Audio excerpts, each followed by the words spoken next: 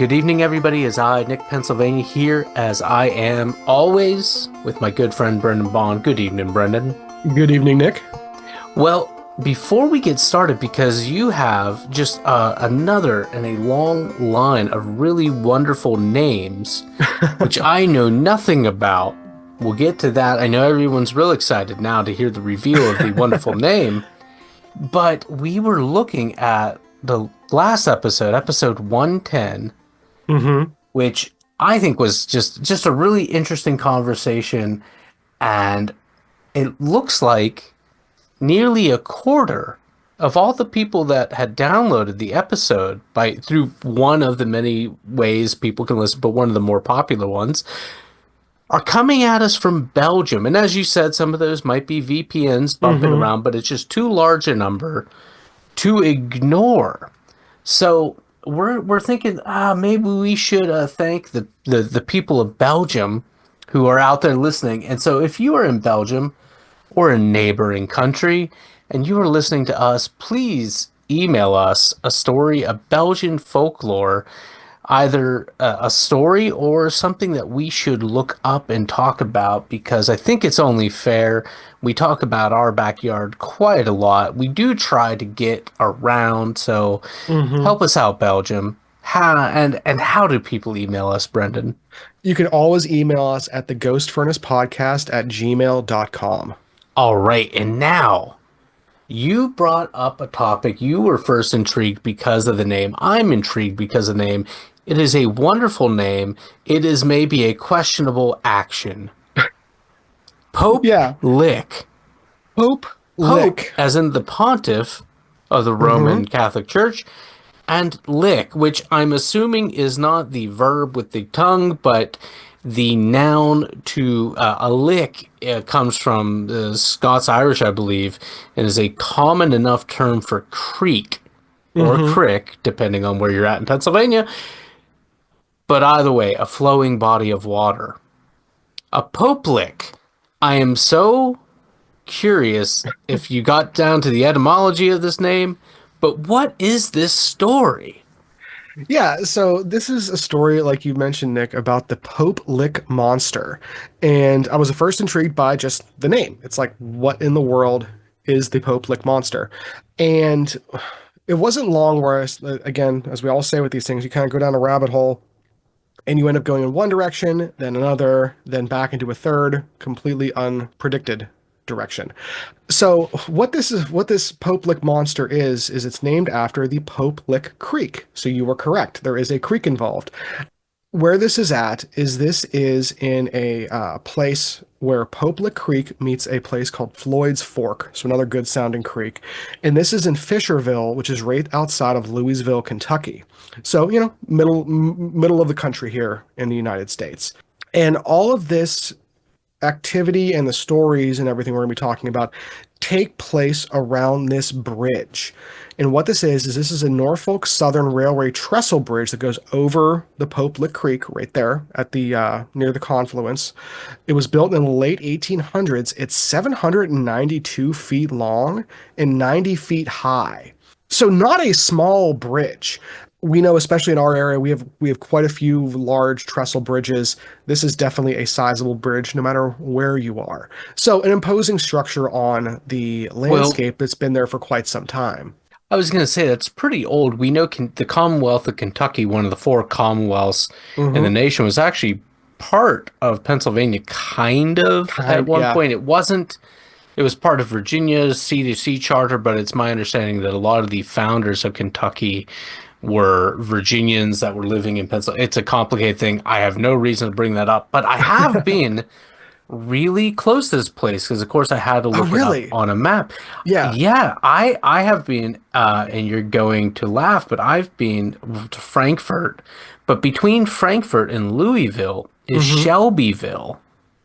And I say you might laugh because, of course, if you watch The Simpsons, you know all the people in Shelbyville love lemons. They love their sweet, sweet taste. Anyway. So no, but that is a pretty old place there.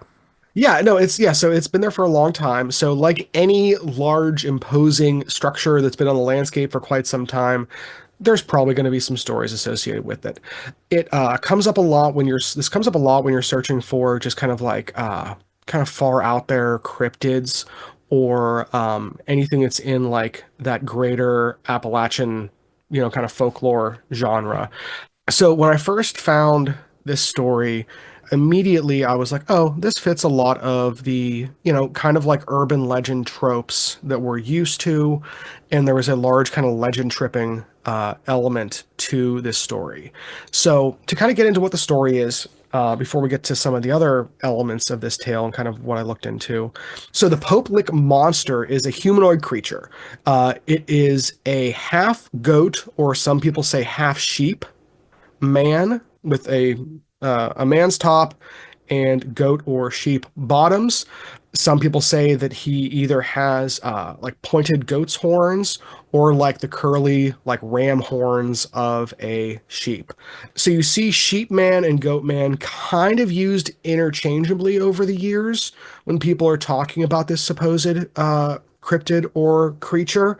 Again, I'm going to kind of use cryptid and creature interchangeably here.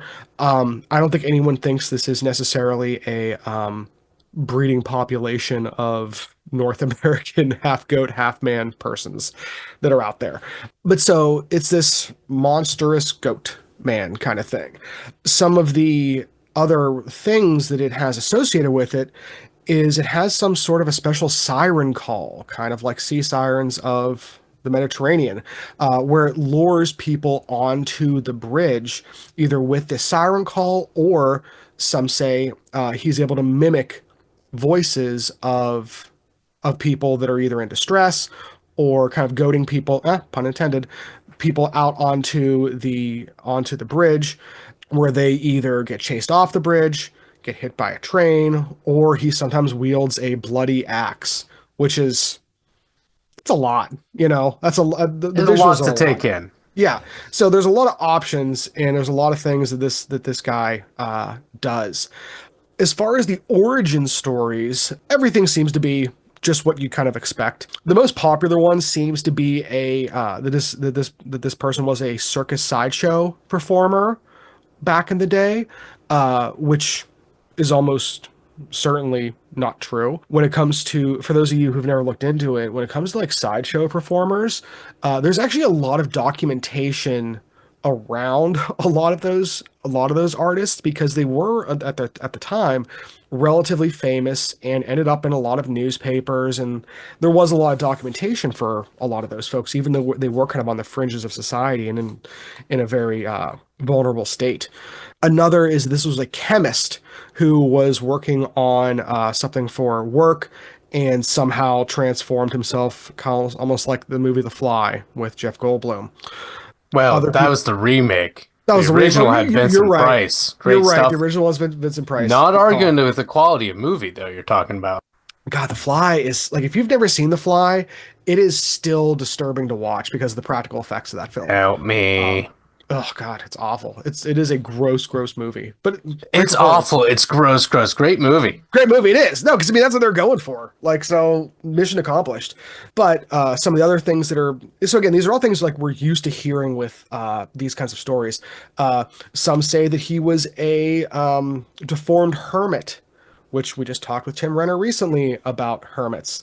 And there are others who say he's actually a demonic spawn of Satan somehow, born from a farmer who was who kind of had relations with a goat. A lot of possible origin stories for this supervillain. But again, they're all the things that we're used to hearing. It's either, kind of post-industrial revolution accidents, it is hermits, it is demons, it is sideshow performers, it's all that stuff kind of mixed together, which again, we hear a lot when talking about these kinds of stories. Now, whenever I was researching this, and hearing about the legend tripping and everything that people were doing, I did realize that I had heard about this before. I always thought when people said goat man, I never thought or pictured like a half human, half goat. I always thought it was a sheep herder. Like it was a farmer who had goats that like somehow like chased people out or something like that. That makes sense enough to me. I Yeah. guess I don't know. But I had heard of this before once I started like looking into it, like a lot of these things. So, but as I am researching it, I noticed that they use the term in a few places. That this goat man uses a siren call, which I thought was interesting because I'm like, well, you know, there's a train, so like, like Well, that's a weird kind of play on words right. almost that he lures people onto the bridge. And before I got too far into this, I was like, this seems like a really bad urban legend. Like kids are gonna like get hurt kind of thing. Well, yeah, And because you got the train. you got a train and you got a bridge and you got kids Right. legend So, tripping and yeah, so and I've talked about this before quite a number of times in personal life. mhm. I've limited sympathy for people that get hit by trains only because now I'm not sure if you're aware of this, but they're pretty restricted in their movement. Like if you They are move pretty like three restricted. feet on either side of you, good chance you're not gonna get hit. The problem, no, you're right, you're right. The problem is But once though, you're on a bridge, once you're on a bridge, you have nowhere to go, which is one of the things. But when people, where I do have sympathy for people, is there are times where you think you could hear a train coming from a long way off, and most of the time that's true. But audio is a very strange thing. And you hear a lot about people getting hit by trains when they're on flat ground because they didn't hear it coming for any number of reasons. that's one thing, but Yeah, also we're not as good at judging how quickly those trains are moving. right. Sometimes That's a we good think point. we're better at it, but Yeah. I've heard this before a lot of times, especially when there aren't the arms, the Hmm. horses that come down to block the At like road, intersection, train crossings. Yeah. and people Yeah. will try to beat that train. And I've heard that a lot of times when cars are struck, Hmm. that's what's going on. Oh yeah. Yeah. It's not usually like they're I stuck on the don't know how tracks kind true of that thing. is, but Right. I have heard that. Right. And that's kind of like piqued my interest because we in Western PA actually had a photographer that was killed, I believe in McKeesport, taking senior photos for a client on active railroad tracks, just within the last 10 years. I do remember that. And Hmm. there was actually a guy here in town. Hmm. I knew him. He was hit on a Oh, trestle really? recently too, just I think last year.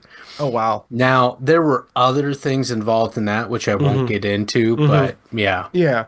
But it's one of those things where I think that if you're from a town like ours, or any town around here in a lot of places that has train tracks, I think people get used to them and they don't fear them as much as they probably should for the reasons you kind of mentioned earlier, where it's like in some ways it's ubiquitous and you don't think they're moving that fast.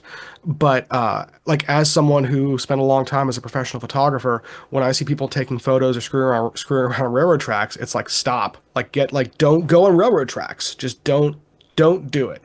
It's just not a good idea. Right.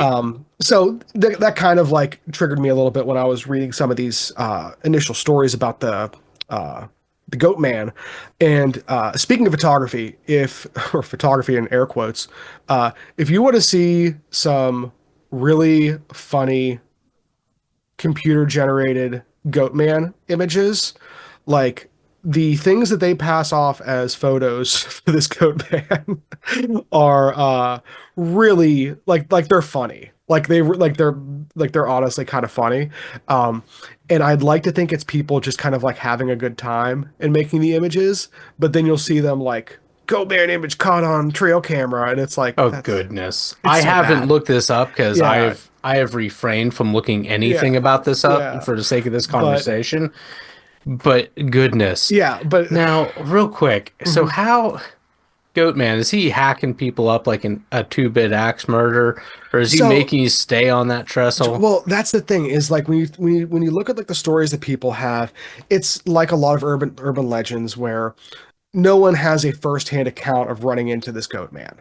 You know, there's no like I saw him on the bridge or he chased me off the bridge or it's always at least one. one step removed from the person telling the story. Yeah, It's always like, I'm oh, gonna say my cousin heard him or saw him or whatever. I can't help but think of you remember the movie The Lost Boys? Oh The yeah, vampires. yeah. I I remember they were hanging from a railroad trestle, I want to Hmm. say, between There the were ties. like So like bats. when Yeah, the train comes, does this monster do that? Like dangle like his cloven feet right. down and waits for the Well, train and pulls himself up hold on to that because cliffhanger style? that actually comes back towards later in my outline here. The You're hanging on the kidding. railroad. Yeah, no, Okay, that's no. So I'll be you're quiet. spot on. You're thinking what I Hey, was thinking. a lot of people saw Lost Boys. A lot of people saw Lost Boys too. Go Yeah, go that's a guy good. too. It's a great film. So yeah, as I'm getting like upset at this story, researching it, I'm like, this is so dumb. Like another urban legend that is just more dangerous than real. But I'm like, maybe there's something interesting here. So like, because there was enough like a lot of these urban legends, like it's like, okay, what is the impetus? Like, what is this? What's the nugget of truth in all of this? While trying to get to that nugget of truth, it turns out there actually is a lot of tragedy around this story, which is kind of why I kept digging into it and why I wanted to make sure we kind of talked about it today. As I'm sitting there thinking, kids are going to die because of this story. People are going to get hurt, Turns out people have. So, there have been quite a few deaths associated with this particular urban legend, which is relatively unique. Like people do die legend tripping, people do die looking for Bigfoot. Like there are things that happen, but this Pope Lick monster is pretty serious in that sense. So that's why I think it's important to talk about the story. So this place has a history going way back in the 1900s of people legend tripping to this location. It's a lot of high school kids going there, college kids going there. It's kind of like a makeout point kind of thing. And then people go hang out, drink beers or whatever, and dare each other to go out in the track. Because there's a goat man out there. It's kind of like a rite of passage, proving your bravado or just people looking for kicks. Yeah, a good time. Right, yeah, and like Goat again, man. yeah, goat man. Yeah, it sounds like sheep legs. I'm interested. Like let's see how this goes. Yeah, what sort of footwear has he got on? Right. So yeah, so looking at this again, people have actually died. So what has happened was in February of 1987, there was a kid named Jack Charles Baum, who was a college student at a nearby college in Louisville, that was killed by a train on the trestle. He got too far out. The train was coming the other direction, and he couldn't get back in time, and the kid was killed. Just a few months later, in May of 1987, another kid named Nicholas Jewell, who was from nearby Mount Washington, also died from falling from the trestle. His four friends said that told the police that he was trying to cross the trestle, looking for the goat man and everything. Train showed up, and he actually tried hanging on to the trestle like you had mentioned earlier, Nick, just like they did in Lost Boys, and the poor kid fell and he died. Unrelated to Goatman, I think, but there was also in 1994 an ATV rider overturned his ATV on the tracks when he got like again halfway out and a train showed up and he couldn't get back in time. And so like it's sad. And then uh 2016 there was, and this one's a little maybe more famous, I guess, because this was someone named Raquel Bain who was ghost hunting nearby at Waverly Hills and was told like, oh, you need to go check out the Popelick monster. Yeah, And Waverly Hills, isn't that the sanatorium? sanatorium, yeah, Yeah, exactly. Which a famous place, like it's a big deal in the paranormal community. But so she was a ghost hunter, and was like like a lot of ghost hunters probably was like, oh, I need to go see if I can find this goat man. And she went out there with her boyfriend, and she died. She got hit by a train on the tracks. May of that's a real 20, shame. yeah, May of 2019. There was two teen girls that were hit by a train, and one of them died. So it's like a lot of kids have died on this bridge.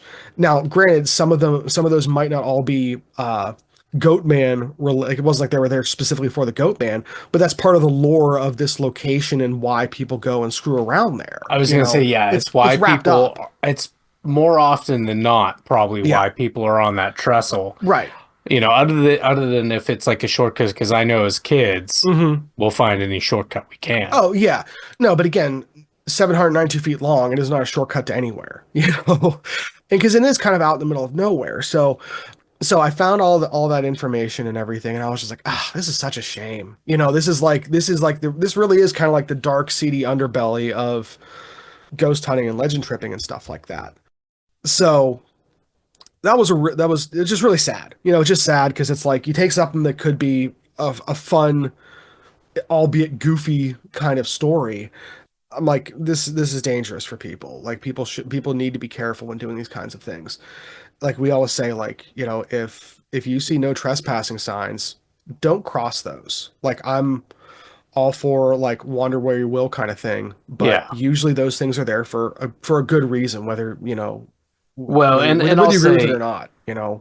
I'll say I know that I recall the story of people getting hit taking the photos on the train tracks.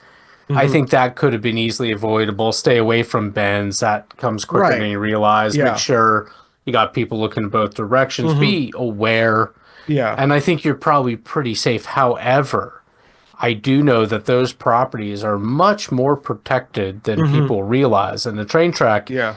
it's a weird thing where those private companies are pretty strict because I know Right. some friends that have been train hopping and Right. Right. Right. yeah, you get caught doing that these days, you'll be pretty upset. Right. Yeah. That's not fun for anybody.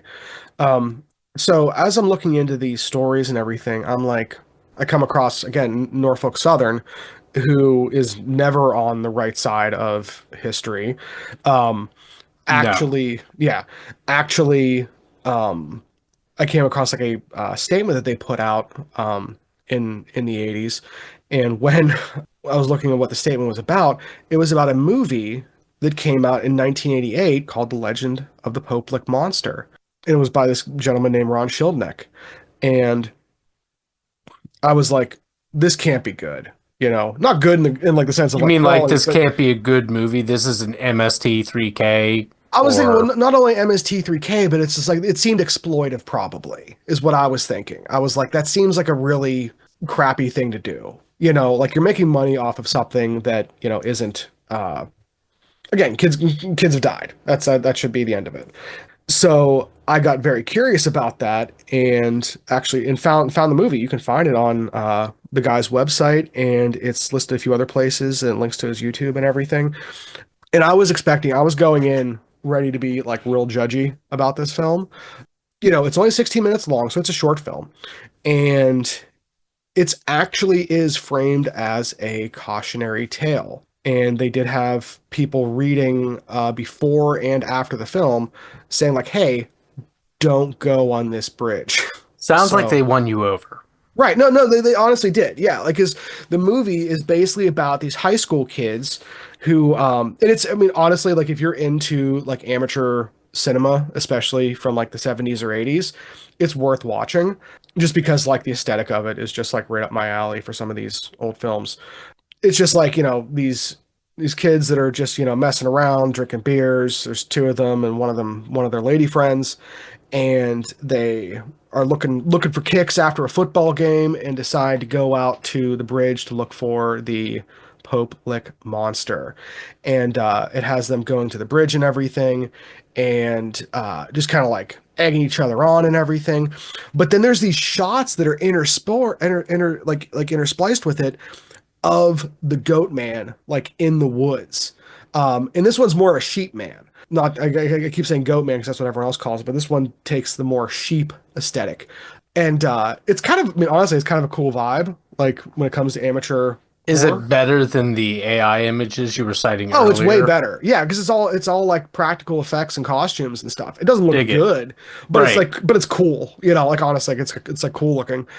And I'm sure it's just like art house stuff, but it's cool. But anyway, but so it has these cool like shots of the goat man interspliced with the shots of this guy getting egged on by his buddy to like he has to go drink a beer in the middle of the bridge kind of thing. I think he says like throw back a cold one or like it's that kind of Very 70s. it's very Oh, and that 70s, was when yeah. the tabs you had to like pull them off, and they were Right. It like the was small mouth yeah, and things. like every beer was frothy no matter what. Every Yeah. And a one that is not cold is hardly a one at all. So it kind of shows the guy on the bridge being like distracted by this goat man and really freaked out by it. And then a train shows up and he has this moment where he has to like he's too far out just like some of these kids were and ends up hanging from the trestle and everything and waiting for the train to go over, Lost just like Boys style, just like huh? Lost Boys. Um and it's wild because in the one statement that they read, I think it was before, like they say like you can't do this, like it shakes too much, like I know you think you can do it, you can't, like it's not going to work, like don't think that's going to save you.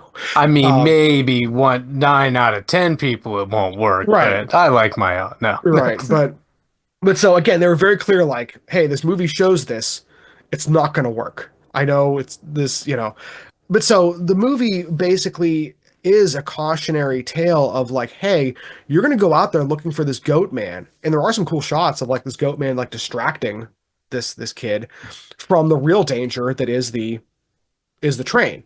Yeah, Um, I agree with that. And, yeah, and I and and I like that they took it because it's both entertaining, but it also drives home the fact. Yeah, mhm, right, and luckily in the film at least the kid does not die, and they're all wiser for the learning and growing experience we've that all they learned have. something We've all today. learned something today.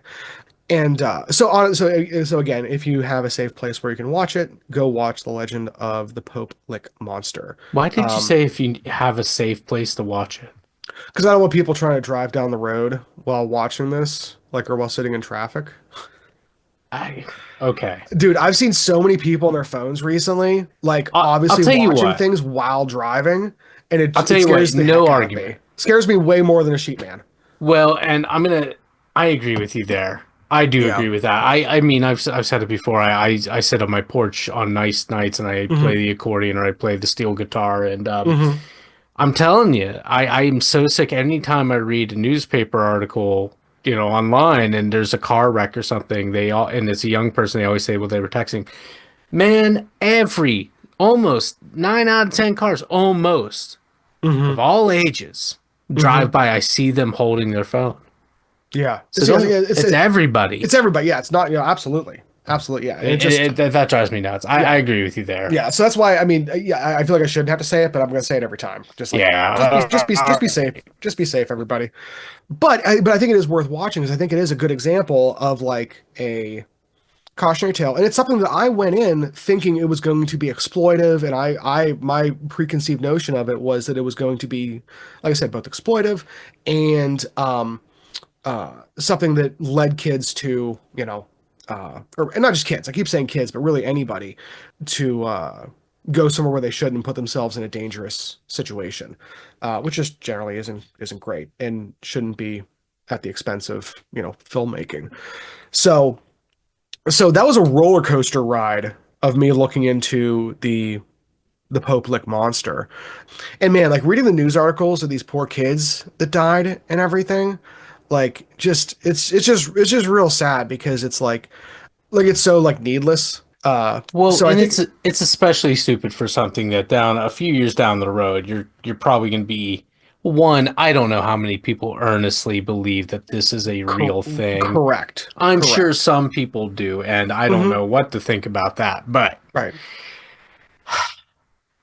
even if you do, odds are, especially if you're a young person, in a few Hmm. years you'll be like, well, that was goofy. Hmm. We had fun, but yeah, to lose Right. somebody, and Yeah. and we've been talking about some people. There's a rabbit hole I've been down this week regarding a couple youth who we had a conversation briefly about who were killed. Oh yeah, yeah, yeah. And it's been 20 years now. Hmm. And for whatever reason, just the other day, Friday, Hmm. I got into a real deep rabbit hole and I was listening. I told you in our conversation I never listened to the true crime or the Right. mystery podcast Right. about them, although there are quite a few. Right. I did on Friday, and Mm-hmm. I wasn't central in that story, Mm-hmm. but I was one of those people that got a phone call, or, Right. and Yeah. it was that bothers me so much, and I was acquaintances with these Right. people. Mm-hmm. So yeah, that does suck. And again, for something really silly, Right. ultimately, Right. No, because I think it, again, even if you believe in it, which I'm sorry, it's a bit yeah. silly. Right. It's just nah.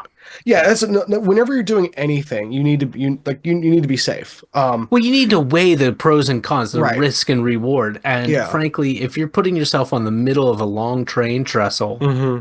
For a you goat don't man. have a lot of points of egress if a Right. train starts coming. Right, exactly. And it's and like and again, I am someone who like this like as a fly fisherman, as an outdoorsman, like we put ourselves in kind of like situations where you end up learning over time like, oh, like I need to be slow and careful when doing these kinds of things. Yes. It's very easy for us to get distracted and accidentally put ourselves in a compromised position. And that could be most people that die fly fishing, Hmm. drown. Hmm. It could be as simple as you step and you don't realize you're stepping into a hole, Right. or you lose your balance. And Hmm. the belt on waders is Hmm. there to slow the flow of water down into the waders because they will get heavy very quick. And it's not real easy to take those boots Right. off when you're, so it's, Yeah, and you every step is mm-hmm, fraught with danger, and I know mm-hmm, we've talked about Slippery Rock Creek here, and we said because so many people drown that creek, you and I mm-hmm. do not wade in that water because it Right. is riddled with holes like It that. is, yeah, it's awful. And like so like I say that like I don't want people to think that I'm being unfairly judgmental when I'm telling people not to go chasing goat man.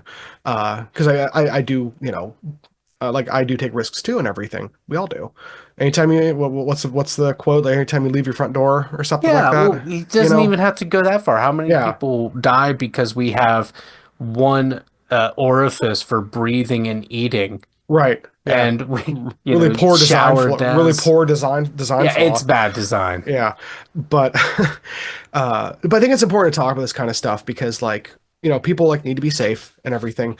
And again, when you're legend tripping or looking for ghost hunting or looking for cryptids or anything or UFOs, a lot of times you're distracted while either driving or hiking or doing something, usually in a place that has some sort of level of heightened danger or is far enough away from medical attention, or you're in a small group or by yourself maybe. Just a few weeks ago I was driving down a road near here that's supposed to be haunted, that's like a real it's a real super windy road, and like I started to slow down on one of the corners because I wanted to look at some old structures that were in the woods, and I luckily had that realization. I'm like, oh, this is an awful corner to slow down on because if someone's coming the other direction, they're not going to be able to see me, kind of thing. Yes. And you have to be like, well, I guess I'm not going to look at that cool thing in the woods, and you just keep going. Like you need to make that judgment call sometimes. Right, or find some place where you can Finds the pull safe, over and right? Yeah. So like I get the being distracted, and I get the being excited about this stuff. Like I'm right there with people, but you can't do it at you can't compromise your safety. You hear about people ghost hunting getting hurt all the time because they're typically in relatively dark buildings that are unknown and sometimes not taken care of very well. So yeah. those people hurt themselves. It's not because of the ghosts; it's because you just tripped down some stairs or something. Yeah, it's the weighing the dangers real and perceived. That's a There's a yeah. Yeah. No, I think As I that's a good recall way in of putting the it. history, they claim that there was only one time where a ghost has been blamed for a death. Oh, really? Yeah, and I only know that from a movie. I don't know how Oh, accurate that it is, but it actually was the is. Bell Witch story. Oh, Right. okay. Now, Interesting. in all these spooky tales, you don't really hear people dying because of the ghost. You hear people dying because of the train. Right. or they Right. fell or something like that. Hmm. Right. Yeah. Like there's no like none of these kids or people were killed by the goat man Right. The people, directly, you know, Lord like Carnarvon died from, yeah. a fairly common thing, I believe. Yeah. So it's again like a lot of things, like a lot of things in the world, it's not the thing that you're worried about that gets you. It's something else that you should have been worried about. Right. That was Um probably more practical to be having concerns. Right, precisely, yeah. But again, like it's one of those stories that I think is a really good analog for a lot of other legend tripping and a lot of other just kind of like weird humanoid paranormal stories we have in a lot of different places, where it's just like, oh, let's put half whatever, half human, give them a bloody axe, and put them somewhere liminal, you Well, know. let me ask you something real quick, and you may have said it earlier when you were talking some origins. How far back does this go? When did these stories start popping up? It looks like they started popping up in the 40s. So, Oh, which okay. lines up with the car culture, you know, that we always talk about with a lot of these urban legends, where now there were some reports that like when I say reports, I mean we're not talking about reports, we're talking about like references that Right, word of mouth stuff. start before that, but it looks like they started in earnest in the 40s and 50s. Okay.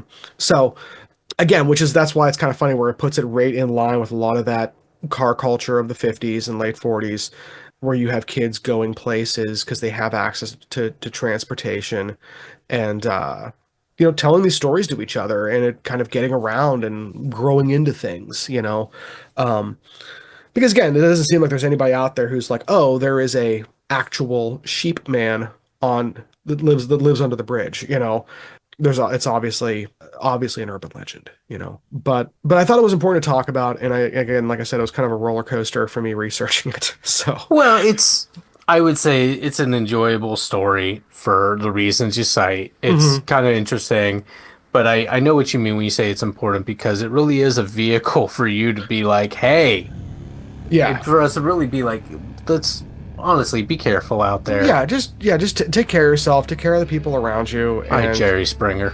right, yeah. Is that what he said? Take Yeah, care at of. the end of every episode, something like take care of yourself and each other, something like Oh, that. well, you know what? I agree with Jerry Springer then. Not, I hate former mayor of Cincinnati. Right, yeah, well, Yeah, right on the um, Kentucky border there. really, exactly, right there. Um, so if you have a cautionary tale, or if you have a local urban legend you think we should look into, whether you're from Belgium or not, please send it our way. We'd love to hear about it. So if you want, you can find us on Instagram or YouTube, or you can send us an email at the ghostfurnacepodcast@gmail.com.